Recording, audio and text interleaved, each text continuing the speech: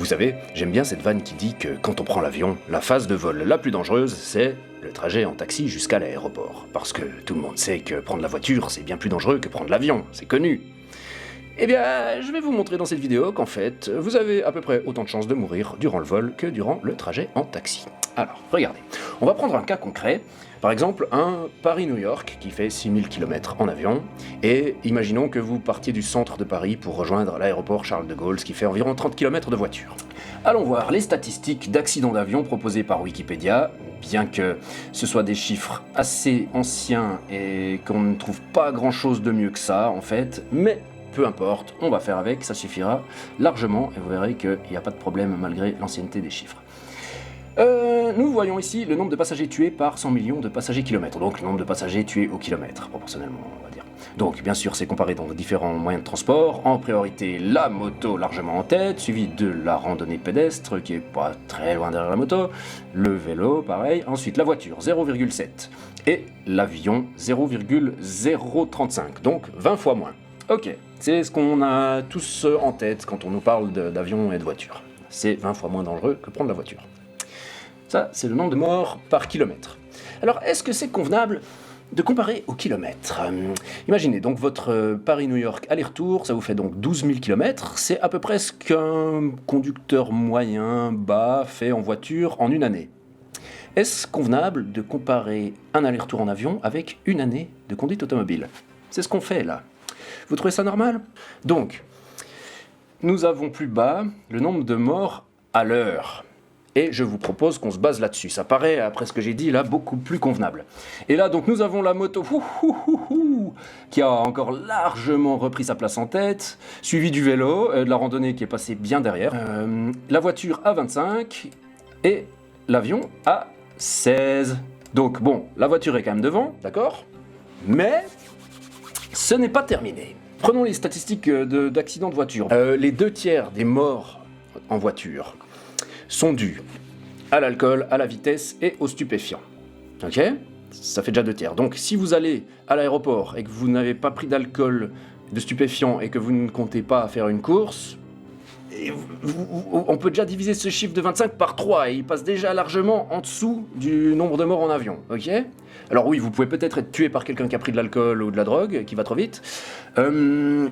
Donc, pour ça, il faudrait idéalement éviter effectivement de conduire un samedi soir quand les gens sont bourrés au volant, effectivement. Et il y a une autre histoire par rapport à cette vitesse excessive, c'est que, regardez ça. On bosse tout sur des chiffres européens là. Parce que si vous allez en Afrique, le trajet en taxi, c'est un autre risque, clairement. Mais là, c'est des statistiques européennes. Et là, par exemple, c'est des chiffres allemands ici. Le nombre de passagers de voitures de tourisme tués en agglomération, sur les autoroutes ou sur les routes type départementales. Vous voyez que la grosse majorité, c'est sur des départementales. C'est nouveau probablement lié à cette idée de vitesse excessive. Peut-être les gens qui ont des grosses voitures, ils vont pas faire trop les malins en ville, mais plutôt profiter quand ils sont sur des routes de campagne.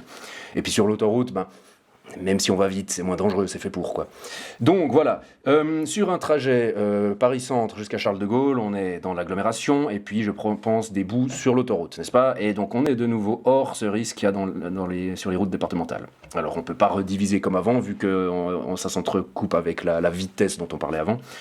Mais on voit que si on fait tout bien pour son trajet en voiture, notre chiffre de 25 ici, on peut le réduire, mais drastiquement. De même, si vous prenez un chauffeur de taxi, il va conduire de manière plus fiable qu'un jeune sous stéroïdes. Alors, vous avez donc une grosse possibilité d'optimiser votre risque en voiture, ce qui est beaucoup moins le cas en avion. Vous pouvez un tout petit peu pour l'avion, éviter les modèles d'avions les plus dangereux. On va pas parler du Concorde parce que c'est un peu méchant pour les statistiques, mais par exemple le 747 dans ses versions standards, ici on a un accident par million de vols, et un A320 par exemple, 0,1 accident par million de vols, donc 10 fois moins.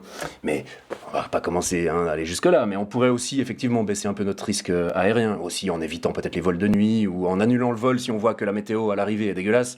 On pourrait certainement optimiser encore son risque aérien, mais beaucoup moins qu'en voiture. Avec la voiture, vous pouvez optimiser votre risque en évitant de rouler la nuit, le week-end en particulier, quand il y a des conditions hivernales, verglacées, hors agglomération si possible, on sait que c'est plus dangereux. Et puis si vous n'êtes pas un automobiliste mâle de moins de 30 ans qui remplisse une bonne partie des statistiques des décès sur les routes, votre risque en voiture est gérable et finalement moins élevé que votre risque en avion à l'heure de vol. Voilà. Autre chose que vous me direz peut-être, oui, depuis 2001, là les chiffres que j'ai, le nombre de morts en avion a drastiquement baissé encore et est passé de, on voit pas les chiffres ici dans la version sombre, hop, 1500 morts par an environ dans les années 2000 à 400 morts environ par an dans les années 2020. Donc une belle réduction de plus de 3 fois. C'est pas mal, mais vous verrez aussi que pour la route, on a aussi une baisse continue du nombre de décès sur les routes. Peut-être un petit peu moins, mais en gros, ça va pas beaucoup changer les proportions. Et tout ça pour dire au final que ça serait une bonne idée d'arrêter de banaliser l'avion. C'est un problème écologique majeur. Alors, tout le temps dire aux gens, mais non, vous inquiétez pas, mais oui, ayez peur de l'avion. L'avion, c'est très dangereux, c'est très effrayant. Et oui, vous avez en tout cas autant de chances de mourir durant un vol que durant un trajet bien géré dans une voiture sécurisée. C'est-à-dire finalement très peu, bien sûr. Et ça, je suis sûr qu'au fond de vous, vous le saviez déjà.